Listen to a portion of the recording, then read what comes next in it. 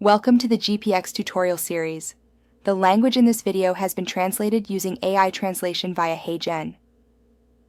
While we strive for accuracy, the translation may not be entirely precise or reflect the original intent and meaning in all cases. We appreciate your understanding as we work to make this content more accessible through AI-assisted translation. Bienvenue dans la série de tutoriels GPX. Le langage utilisé dans cette vidéo a été traduit grâce à l'IA, traduction assistée par ordinateur, de HeyGen. Malgré nos efforts constants d'exactitude, il est possible que la traduction ne soit pas toujours exacte ou ne reflète pas le sens initial. Nous vous remercions de votre compréhension tandis que nous travaillons à rendre ce contenu plus accessible grâce à la traduction assistée par IA. Bonjour, aujourd'hui je vais vous présenter une brève démonstration de la façon dont GastroPlus Orchestrator nous permet d'interagir par programmation avec le moteur de simulation GastroPlus via des API REST. Nous verrons comment configurer votre environnement en Python et en R, ouvrir et exécuter des projets à l'aide de l'API, récupérer les résultats et visualiser les données directement dans votre environnement de script à travers des exemples de scripts. Avant de passer aux démonstrations, permettez-moi de vous indiquer rapidement où chaque élément se trouve dans votre système. Après avoir installé GastroPlus 10.2, deux applications apparaîtront sur votre bureau, GastroPlus 10.2 et GastroPlus 10.2 Web. GastroPlus 10.2 Web est une méthode permettant de démarrer manuellement le service GastroPlus avec un numéro de port, offrant ainsi à l'utilisateur la liberté d'accéder à ce service et de s'y connecter pour effectuer des appels API depuis ses environnements préférés. Dans cette démonstration, nous allons lancer le service GastroPlus via les packages R et Python, donc nous n'utiliserons pas cette option. Passons à l'endroit où les composants d'Orchestrator sont stockés. Je vais simplement naviguer vers l'explorateur de fichiers sur ce PC. C Drive, Programme Data, Simulations Plus, GastroPlus Orchestrator et 10.2. Vous trouverez le package Python, un package R et un ensemble de scripts d'exemple dans ce dossier. Les scripts d'exemple sont vraiment des points de départ utiles pour reproduire et modifier vos propres flux de travail. Je vais maintenant passer à RStudio ici. Nous avons déjà installé les packages GastroPlus API et GastroPlus R Modulus précédemment. Je vais naviguer vers l'onglet Package et rechercher par Gastro. Ici, vous pouvez voir les deux packages installés précédemment. Je vais accéder à la documentation de GastroPlus API ici. Nous avons fourni une documentation détaillée pour toutes les fonctions que nous prenons en charge pour la version 10.2. Je vais cliquer ici sur un appel de fonction et nous avons également fourni des informations détaillées sur la façon de faire cet appel fonctionnel dans l'API GastroPlus avec un exemple ici. Jetons également un rapide coup d'œil au module R de GastroPlus. Ce package est un outil d'analyse modulaire pour GastroPlus. Nous avons fourni de nombreuses fonctions utiles pour créer rapidement des graphiques et gérer les données. Veuillez noter que nous utilisons le module R GastroPlus dans les scripts d'exemple et nous vous recommandons de l'utiliser également dans vos propres scripts. Ouvrons maintenant un nouveau script R et voyons comment nous pouvons interagir avec GastroPlus depuis R. Je vais commencer par charger la bibliothèque de l'API GastroPlus. Ce package nous donne un accès direct au moteur GastroPlus depuis R. Je vais taper Library et j'assignerai le nom de l'API GastroPlus à l'intérieur, puis j'exécuterai la fonction.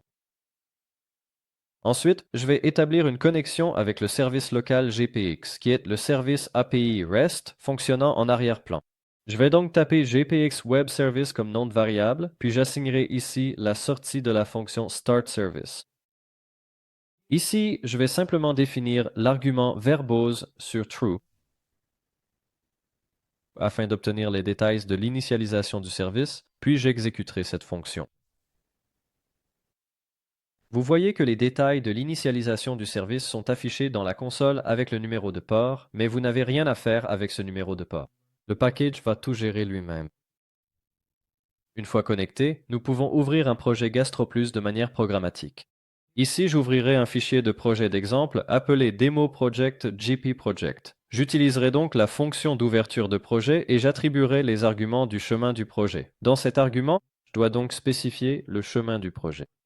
Ce projet est donc stocké ici dans le dossier document sous DemoProject. Je vais donc faire un clic droit en maintenant la touche Maj enfoncée sur ce projet GP, copier son chemin d'accès et coller le contenu du presse-papier ici. Ce que je dois faire ici, c'est remplacer les simples barres obliques inverses par des doubles barres obliques inverses. Ensuite, j'exécuterai la fonction.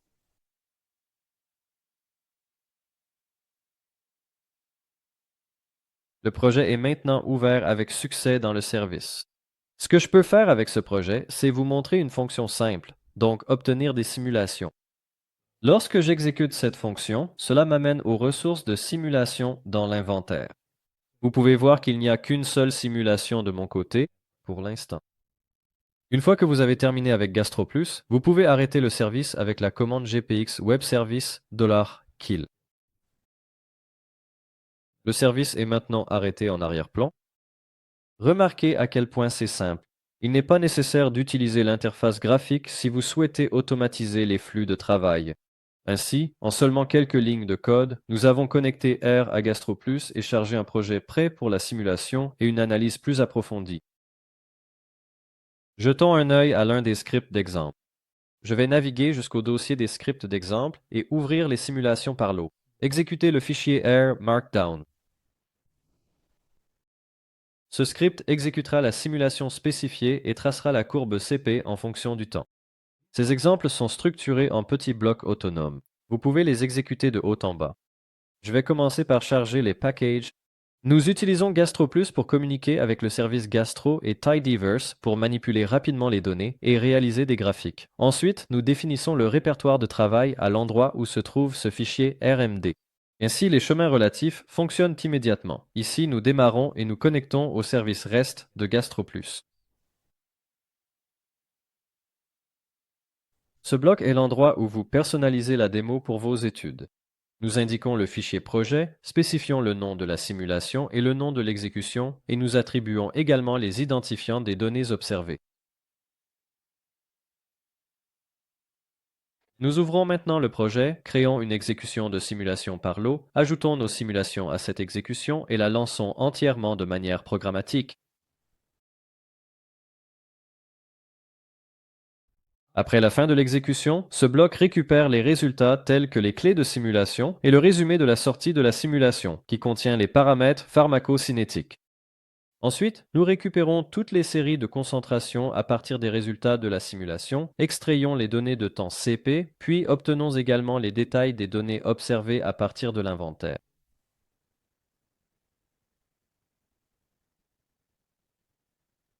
Dans ce bloc de résultats de tracé, nous construisons rapidement un graphique concentration-temps avec ggplot2, superposant le profil de simulation sous forme de lignes et les points de données observés comme des marqueurs. Ici, vous pouvez voir le graphique final créé par ggplot2. Voici le graphique de la concentration plasmatique en fonction du temps pour la simulation du comprimé de métopolol tartrate 200 mg administré par voie orale dans le projet. Pour nettoyer, nous arrêtons le service local afin qu'il ne continue pas à fonctionner après la session. C'est le schéma, tous ces exemples le suivent. Configurez les packages, démarrez le service, définissez vos entrées, exécutez, récupérez les résultats, visualisez et arrêtez. Vous pouvez copier ce fichier R Markdown, changer les noms du projet et de la simulation et vous obtenez ainsi un flux de travail scriptable et reproductible. Passons à un flux de travail automatisé. Imaginez que vous avez un ensemble de candidats médicaments et que vous souhaitez prédire rapidement les paramètres pharmacocinétiques dans GastroPlus avec Admete Predictor. Avec Orchestrator, vous pouvez automatiser ce processus afin que plusieurs composés soient traités en une seule exécution rationalisée. Ici, j'ai ouvert le script d'exemple. Importation de 21 structures dans un nouveau projet avec Admete Predictor. Cet exemple montre comment GastroPlus Orchestrator peut automatiquement importer un lot de composés dans GastroPlus via des calculs Admete Predictor et exécuter des simulations, le tout en une seule étape. Et bien que cet exemple particulier utilise 21 composés, le même flux de travail peut facilement être étendu à des dizaines, voire des centaines de candidats, ce qui le rend idéal pour le criblage à haut débit et la prise de décision rapide dans les projets en phase précoce. Nous commençons de la même manière qu'auparavant en chargeant l'API GastroPlus et les bibliothèques d'assistance. Cela garantit que nous pouvons communiquer avec le service GastroPlus et gérer les data frames dans R. Ensuite, nous allons définir le répertoire de travail. Ensuite, nous nous connectons au service GastroPlus et vérifions si le service est actif. Ensuite, nous allons spécifier un ensemble d'informations d'entrée, dans ce cas le chemin du projet et le fichier de structure à importer. Ensuite, nous ouvrirons le projet et obtiendrons la liste des actifs composés actuels avant l'importation dans ADMET Predictor. Vous pouvez constater que notre projet ne contient aucun composé car la variable Current Compounds est nulle dans les environnements globaux. Ici, le script charge 21 molécules dans le module ADMET Predictor, puis récupère la configuration par défaut de l'ADMET Predictor. Notez que vous pouvez modifier la configuration selon les objectifs de votre projet. Ici, nous modifions le schéma de dosage et le calendrier physiologique dans l'objet de configuration. Ensuite, nous appliquons la nouvelle configuration, puis nous importons les structures. Une fois l'importation terminée, nous pouvons exécuter la simulation correspondante. Ce segment exécute le processus automatiquement créé, y compris toutes les simulations par lot provenant d'ADMET Predictor.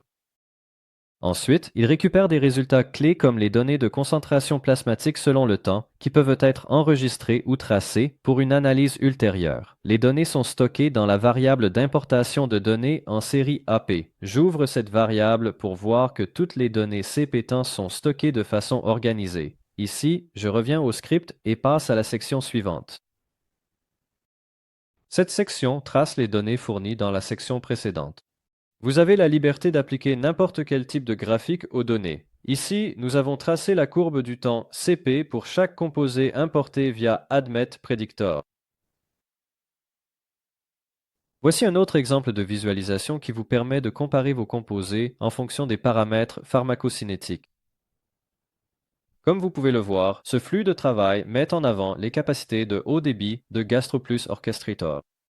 Des ensembles entiers de composés peuvent être importés, analysés avec ADMET Predictor et préparés pour des simulations, le tout de manière programmatique en quelques minutes. Puisque nous avons terminé avec le service GastroPlus, je vais mettre fin au service en utilisant la fonction GPX Service Kill. Avec cet exemple, nous avons terminé la partie R de GastroPlus Orchestrator. Nous allons maintenant passer à la partie Python. Nous avons également fourni un package Python pour l'Orchestrator conçu avec une structure très similaire à celle du package R. Cela met en avant la flexibilité de GastroPlus Orchestrator, vous permettant de travailler aussi bien en R qu'en Python selon les préférences de votre équipe. Nous allons commencer par la documentation, naviguer jusqu'au dossier Orchestrator, ouvrir le dossier Python et aller dans Documentation. Ici, vous pouvez voir un fichier Markdown appelé README avec une extension Markdown Viewer appropriée.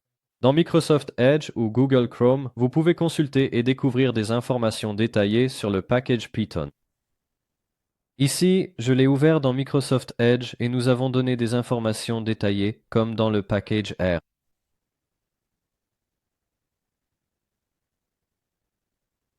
Passons à la partie codage. En Python, je vais ouvrir VS Code et un nouveau notebook Jupyter. D'abord, je vais charger la bibliothèque de l'API GastroPlus que nous avons installée pour Python.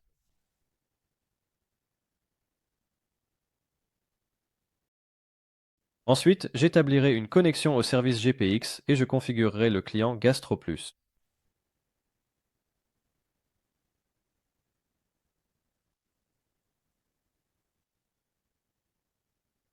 Une fois connecté, j'ouvrirai le même projet de démonstration avec le code suivant.